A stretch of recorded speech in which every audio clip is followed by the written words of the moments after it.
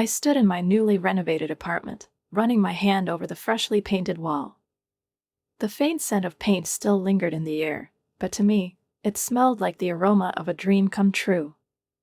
Everything was perfect, from the wooden floors gleaming like mirrors to the crystal chandelier in the dining room, sparkling like 1,000 diamonds in the winter sun.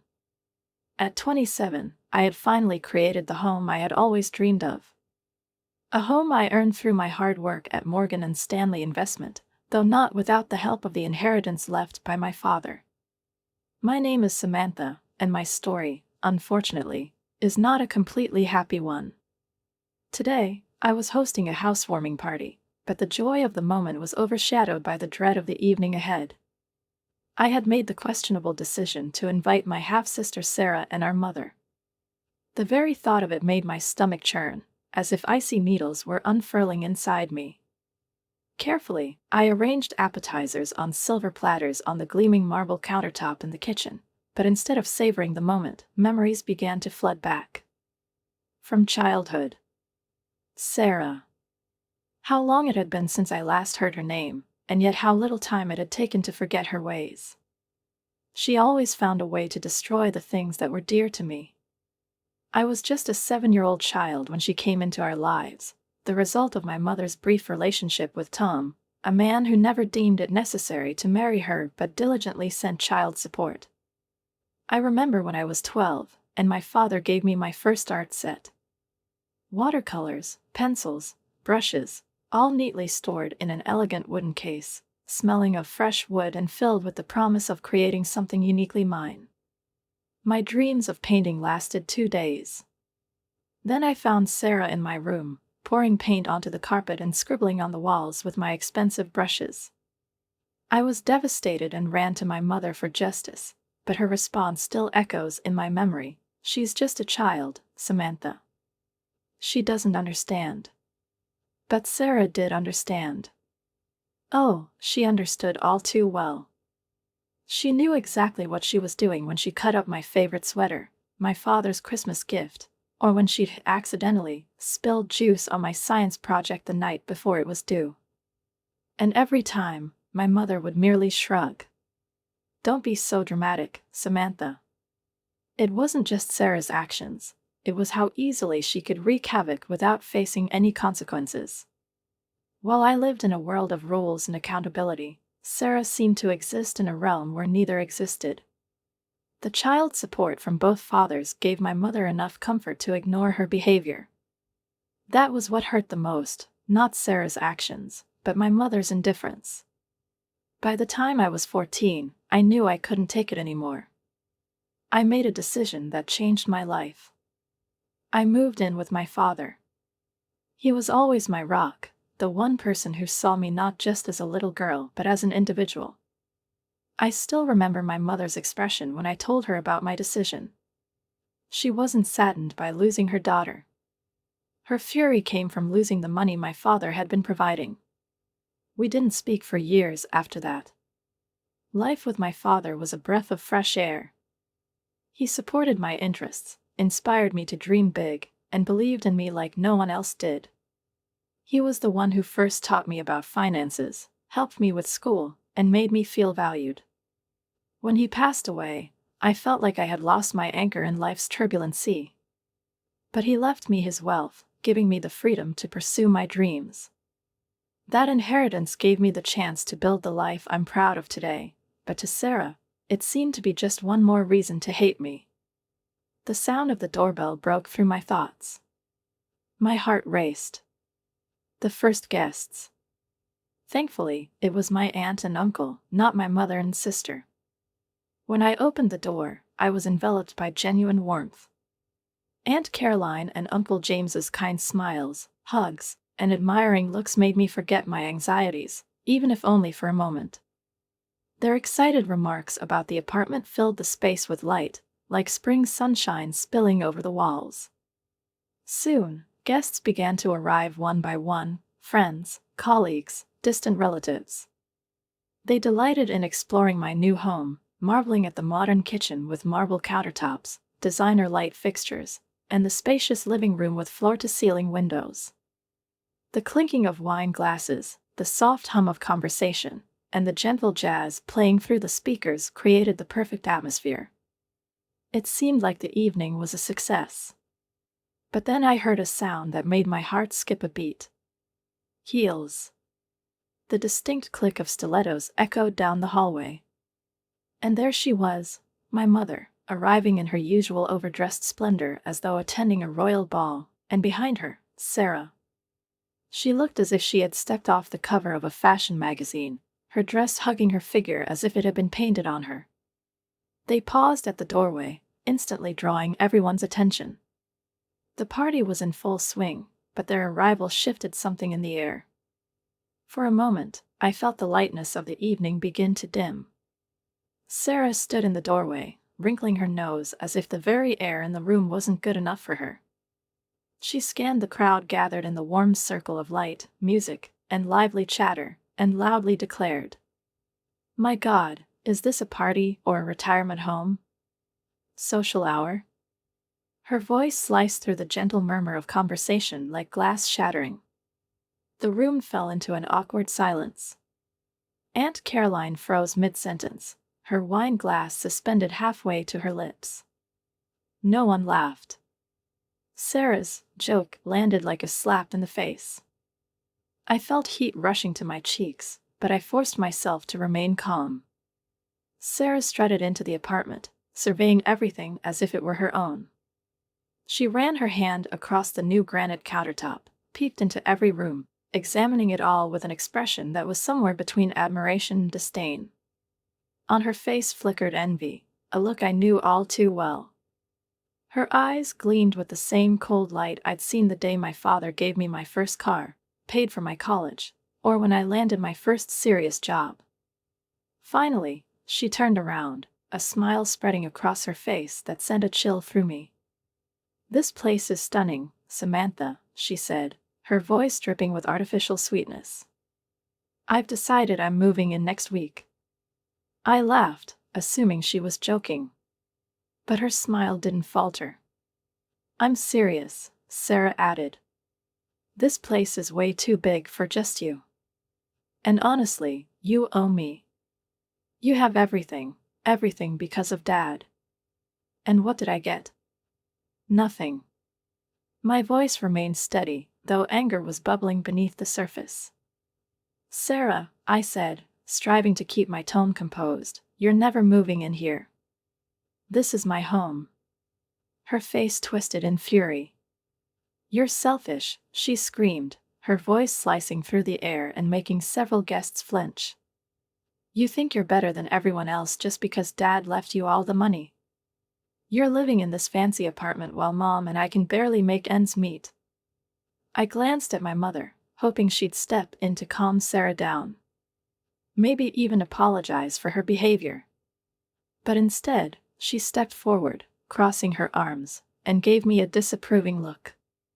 "Samantha, I can't believe how greedy you've become," she said, shaking her head. "Would it really kill you to help your sister? After everything this family has been through?" Rage flared inside me, spreading like wildfire.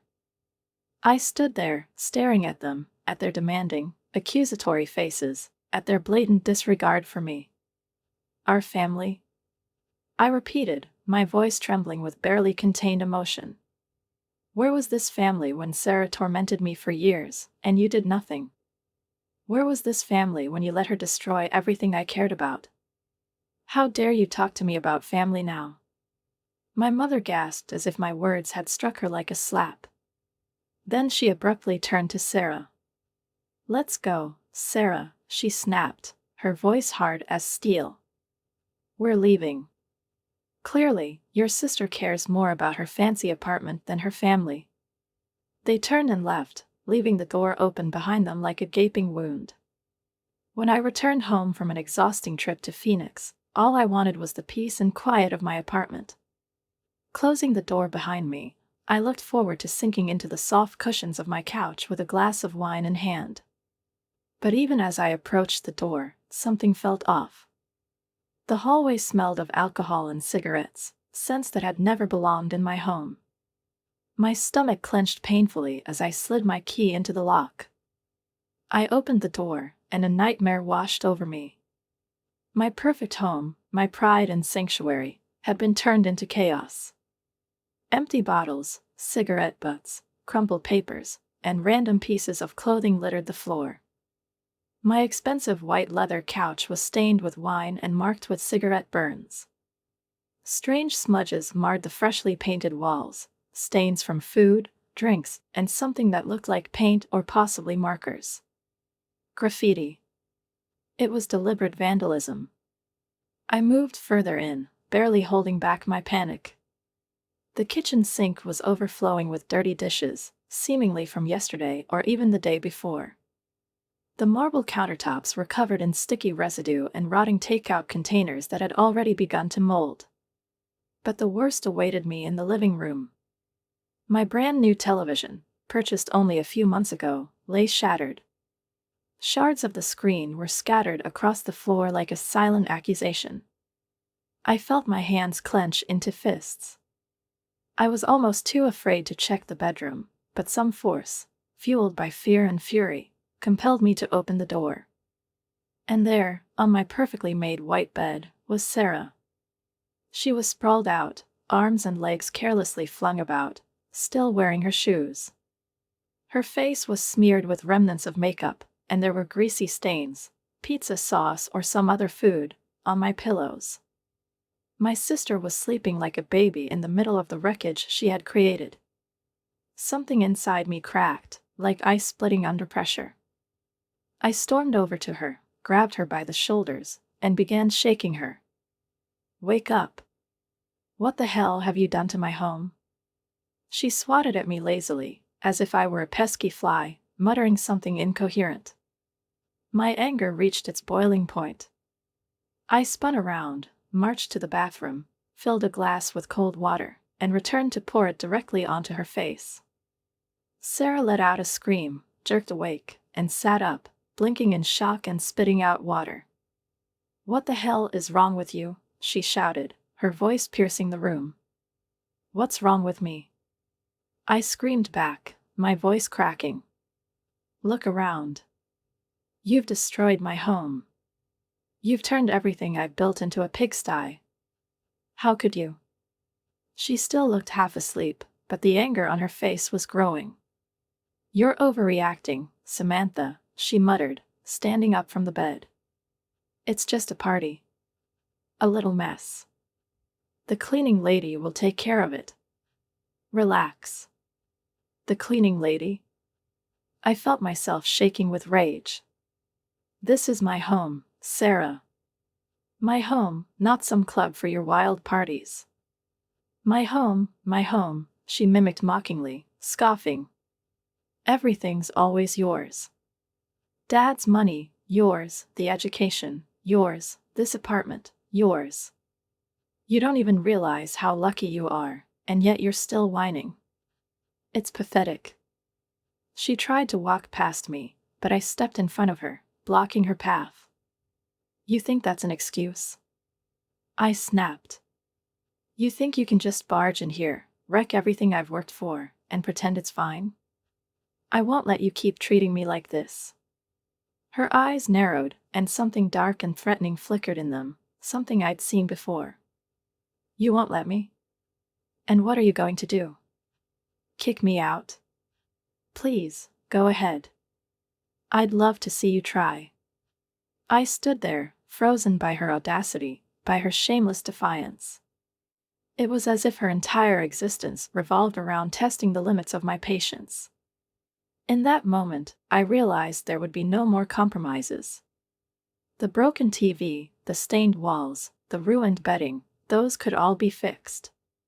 But that look in her eyes, that confidence that she could get away with anything, that was the final straw.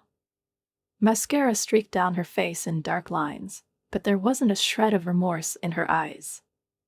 I took a deep breath, forcing myself to suppress the anger boiling inside me, and through gritted teeth, I asked, "Stop yelling and tell me how you got in here."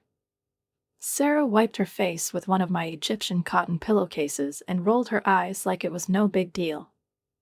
"Mom gave me a spare key," she said, as if it were the most natural thing in the world. She said I could stay here while you were gone. My jaw clenched so tightly it hurt. It was the same key I'd given my mother after my father's death.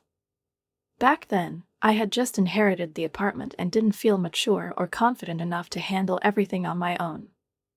Mom had assured me she needed it, just in case. But now, she'd given it to Sarah without my knowledge. You. I gestured to the mess around us. You've completely trashed my home. Look at this place, the walls, the furniture, the TV. What were you even thinking? Sarah shrugged indifferently and reached for her phone on the nightstand. We just had a few parties, let loose a bit. What's the big deal? You're rich, you can just buy new stuff. The words hit like a slap in the face. Get out, I hissed. My voice trembled with restrained fury. Get out of my apartment. Right now. But instead of moving, Sarah flopped back down onto my bed, her eyes glued to her phone. I'm not going anywhere, she said, not even looking up at me. Mom said I could stay, so I'm staying. Deal with it. I couldn't hold back any longer. Clinging to the last thread of self-control, I pulled out my phone and dialed my mother's number. She picked up on the third ring.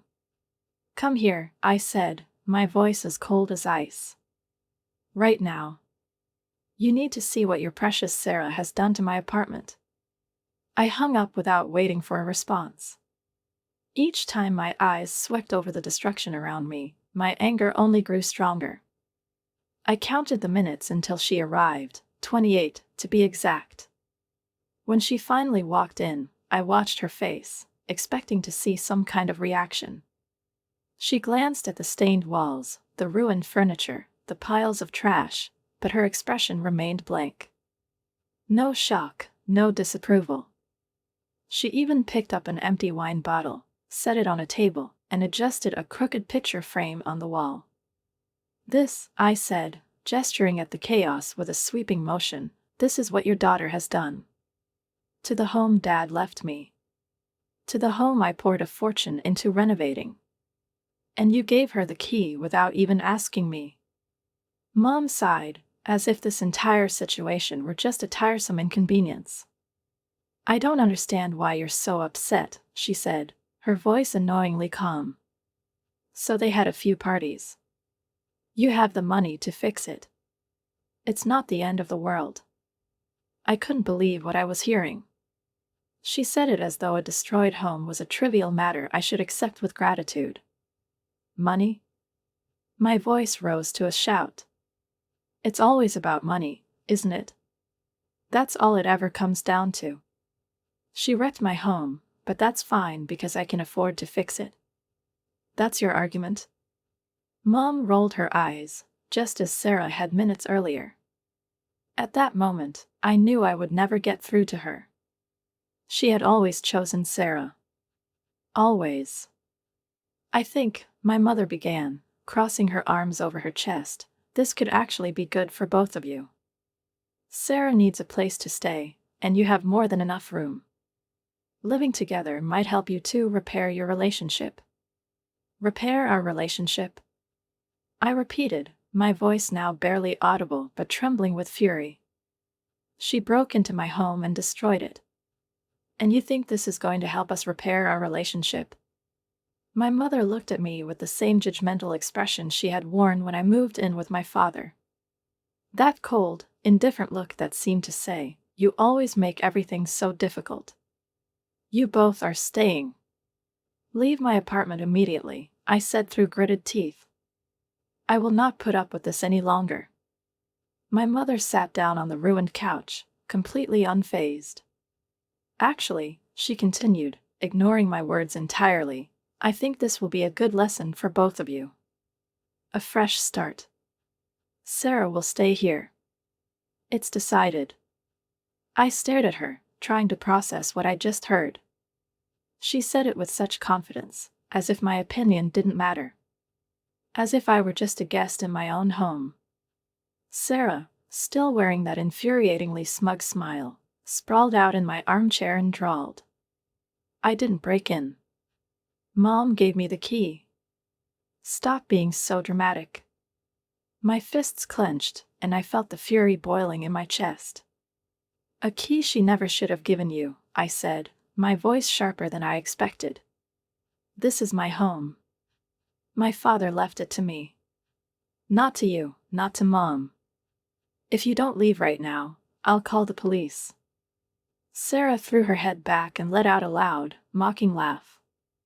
Her laughter was like a slap in the face, painful and humiliating. My mother, mimicking her, smirked as though my words were meaningless. Go ahead, Sarah sneered. Call them. What are you going to tell them? That your sister used a key to throw a couple of parties? Boo-hoo. Her taunt was the final straw.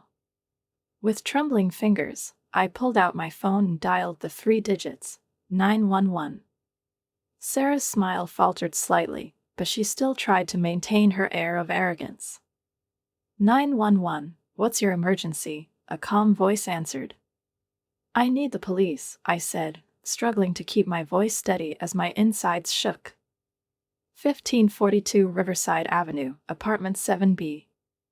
Someone has broken into my home and is refusing to leave. It didn't take more than 5 minutes before there was a knock at the door. 2 officers stood there, a tall man with graying temples and a young woman with her hair tightly pulled back. I'm Officer Martinez, and this is Officer Chen, the woman introduced herself. We received a call about a break-in. I let them in, watching as their eyes widened at the sight of the destruction. This is my home, I began, feeling my voice regain strength. I've been out of town for 2 weeks on a work trip. My mother gave my spare key to my sister without my permission. She's been staying here, throwing parties, and destroying my property. Now she refuses to leave. Sarah jumped to her feet, clearly not expecting things to escalate this far. This isn't her home, she shouted, pointing at me. This is family. I have every right to be here. Officer Chen raised her hand, cutting off Sarah's tirade. Ma'am, please calm down, she said, but instead of complying, Sarah began screaming and hurling insults. You can't arrest me. This is all her fault. She's always been a selfish brat. Her voice echoed through my shattered apartment. But the officers, thankfully, remained calm. Officer Martinez approached Sarah to read her rights. She tried to resist, yelling and threatening to sue everyone, her accusations sounding like incoherent nonsense. How dare you, she shrieked as the handcuffs clicked around her wrists. My mother jumped up from the couch, finally dropping her mask of indifference. You're disgusting, she shouted, pointing at me. You ungrateful, vile girl. You've always been as cold and heartless as your father. Her words cut deeper than anything Sarah had said. She stormed out of the apartment, loudly declaring that she would be calling our family lawyer immediately. I stood in absolute silence, surrounded by the wreckage of my life, listening to the fading sound of police footsteps and Sarah's protests echoing down the hallway. Slowly, as if in a daze, I began walking through the apartment. The walls, stained and vandalized with graffiti, would cost thousands to repaint. The TV, smashed to pieces, was beyond repair. The furniture, stained and burned, would need to be replaced. I took out my phone and started making notes, cataloging the damage. And the longer that list grew, the more I realized I didn't want to continue this. I could sue Sarah. I had more than enough evidence to win. No judge would side with her after the way she behaved in front of the police. But the thought of spending months, maybe even years, tangled in a legal battle with my own family filled me with dread. Yes, Sarah had destroyed my home.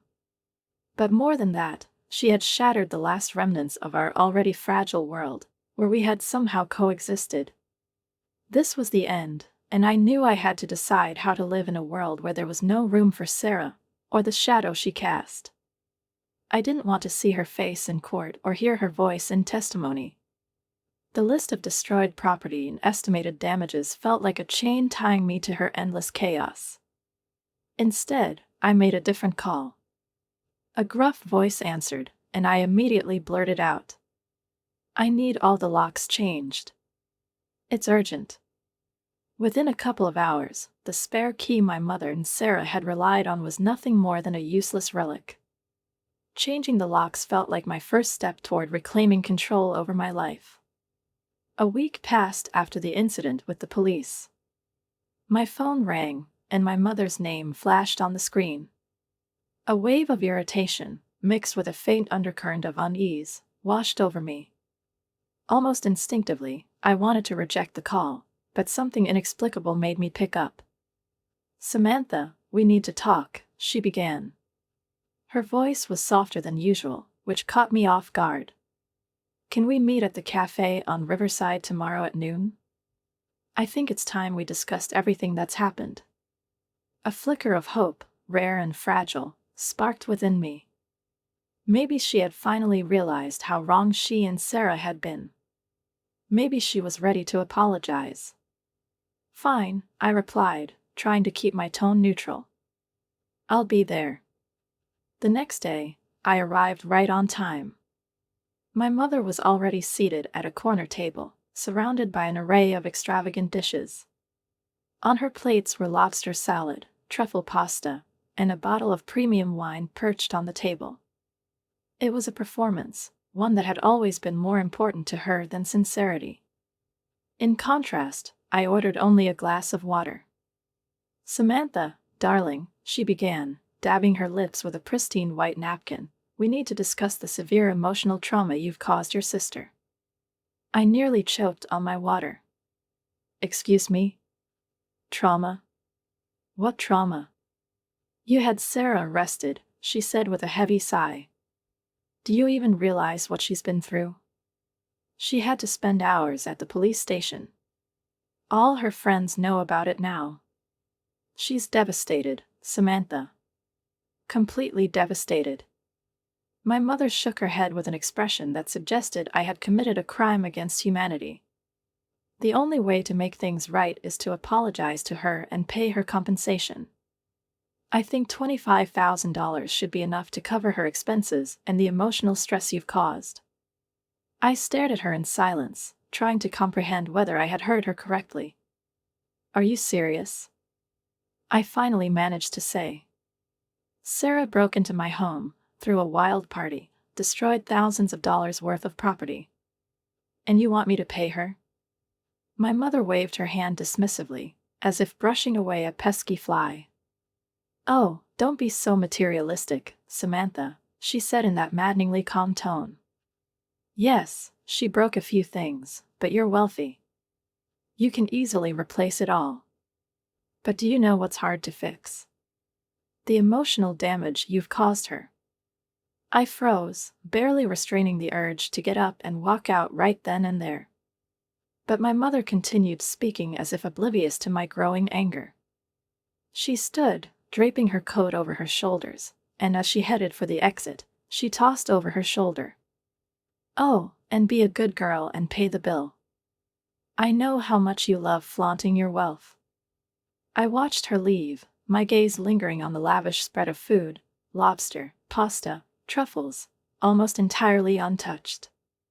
When the waiter brought the check, I noticed she'd even ordered desserts to go. The bill totaled over $200. I signed it, feeling a dull but crushing wave of exhaustion wash over me. Back at home, I kicked off my shoes and sank into a chair at the kitchen table. The meeting replayed in my mind like a broken film reel. Her flippant demand for $25,000. Her complete disregard for the damage Sarah had caused. And finally, the casual cruelty with which she handed me the bill, as if it were a matter of course. I felt the anger simmering beneath the surface, but outwardly, I remained calm. That was how I coped. I opened my laptop and began drafting an email to my lawyer. My mother and Sarah could no longer be part of my life. Opening my laptop, I took a deep breath, as though preparing to dive into icy water. I knew I needed to face the truth I had been avoiding for far too long. Pulling up my bank records, I felt a wave of anger rise within me. In black and white, it was right there, $2,000 wired to my mother's account every month. These payments had started after my father's death and had never stopped. But those weren't the only expenses. I had been paying for the utilities in her house, the property taxes, the endless emergencies she insisted were critical. A new refrigerator that mysteriously broke down. Roof repairs that cost as if her house were not a modest home but a small palace. Designer clothes because, as she said, she couldn't look like a pauper. It had all started on the day my mother came to me right after the funeral. She sat in my armchair, crying. "Samantha, I'm struggling so much," she said, her hands clasped tightly on her lap. "Financially, I'm completely lost. You know I'm too old to find work. And Sarah is still in school. How will we manage?" I had felt guilty then, guilty for the years we hadn't spoken after I moved in with my father. I agreed to help, thinking it would be temporary. But that temporary measure stretched into years. My mother never tried to find work, never tried to become self-sufficient. Why would she, when she had me, her personal ATM? I opened a new email and began typing, though my fingers trembled slightly. "Mom, after today's conversation, I have made an important decision that takes effect immediately. I will no longer be sending you monthly payments or covering any of your bills. The financial support I have provided was always meant to be temporary, not permanent. This was an agreement. My choice to help you was not my obligation. I have spent years trying to atone for my decision to move in with Dad, proving that I was a good daughter by financing your lifestyle. But that ends now. It is time for you and Sarah to take responsibility for yourselves. Do not contact me about money again. Samantha." I hit send before I could second-guess myself. My heart was pounding in my chest, but alongside it, I felt a strange sense of relief. Next, I logged into my bill payment system and canceled all automatic payments: electricity, water, property taxes. Everything. My phone rang less than 15 minutes after I sent the email. My mother's name flashed on the screen. I didn't answer, letting the call go to voicemail. But the phone kept ringing, again and again, until I finally picked up. "How dare you?" Her voice was shrill, almost hysterical. "I am your mother. You have an obligation to take care of me. After everything I've done for you, this is how you repay me? Cutting me off without warning?" My hands clenched into fists, but I kept my voice steady. "You've done nothing for me, Mom. You've taken and taken. And when I needed a mother, when Sarah was destroying my home, making my life unbearable, you defended her. You always chose her, always demanded more from me while letting her do whatever she wanted. I raised you. I fed you," she shouted. "Dad raised me from the moment I turned 14, I replied coldly. "He took care of me. And you just lived off his child support. And when that ran out, you found someone else to take care of you. Now it's time for you and Sarah to take care of yourselves." She exploded. "You ungrateful little." I cut her off, hanging up the phone. It started ringing again almost immediately, but I didn't answer. Instead, I blocked her number. For the first time in years, I felt truly free. The messages began pouring in shortly after. First through WhatsApp, then Facebook, Instagram, and even LinkedIn. Each one was more desperate and venomous than the last. They accused me of cruelty, selfishness, and of destroying the family. I opened the window and took a deep breath of the cool evening air. The messages were nothing but proof that I had made the right decision. "You're tearing this family apart," my mother wrote in the last of dozens of messages she sent before I blocked her. "I hope you're happy being rich and alone." Sarah wasn't far behind. adding her own venomous comment. Only a heartless person could abandon their mother and sister. You'll regret this when you need us someday. I blocked them on every platform: WhatsApp, Facebook, Instagram, even LinkedIn. But they still found ways to reach out. They began messaging my friends, spinning elaborate stories about how I was living in luxury while leaving my family to starve. This was the last straw. I didn't want to risk my safety any longer. The next day, I spoke with Frank, our building's concierge, explaining the situation. Under no circumstances were my mother or sister to be allowed up to my apartment. Even if they claim it's an emergency, I clarified. Frank nodded in understanding, promising to remain vigilant. The following evening, as I returned home from work, I noticed Frank motioning that he wanted to speak with me. "Miss Thompson," he began, "your mother and sister were here about an hour ago. They tried to convince me they had your permission to go up. When I refused, your sister started causing a scene, and I had to threaten to call security to make them leave." "Thank you, Frank," I said, feeling a mix of shame and anger flood my face. "I'll increase your Christmas bonus for this." Frank smiled, but there was a hint of regret in his eyes. Over the next few weeks, I focused on repairing the apartment. New furniture, fresh paint, replacing the TV. I erased every trace of the destruction Sarah had left behind. With each new addition, my apartment slowly became cozy again. But something still felt different. The apartment, which had once been my sanctuary, now felt tainted. It was no longer a connection to my father. It had become a battleground, poisoned by the presence of my mother and Sarah. While I worked to restore order in my home, rumors about my family reached me. They were spreading stories about their financial struggles, about how they bounced from one relative to another, borrowing money they never paid back. Encounters with Sarah became unavoidable, especially in my neighborhood. She would corner me at the subway or in parking lots. Her behavior swung between furious demands and tearful pleas. "Please, Samantha," she would say, her eyes welling with tears. "We're family. Can't we just talk?" But I walked past her without a word, my heels clicking against the pavement as my heart raced in my chest. I stayed firm in my resolve. Last week, I caught myself browsing real estate listings. Modern apartments in other parts of the city. I searched for secure buildings with 24-hour security and strict access policies. One listing caught my eye, a penthouse in a new residential complex on the other side of town. The building featured a private elevator and breathtaking views of the city. It seemed like exactly what I had been looking for my entire life, even if I hadn't realized it until now. My father's apartment had been my home for so many years. It held so many memories: doing homework at the kitchen table, Sunday pancakes, long talks about the future.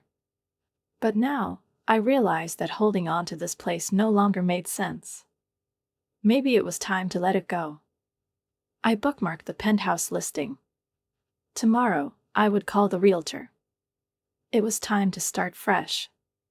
This would be entirely my decision. My life.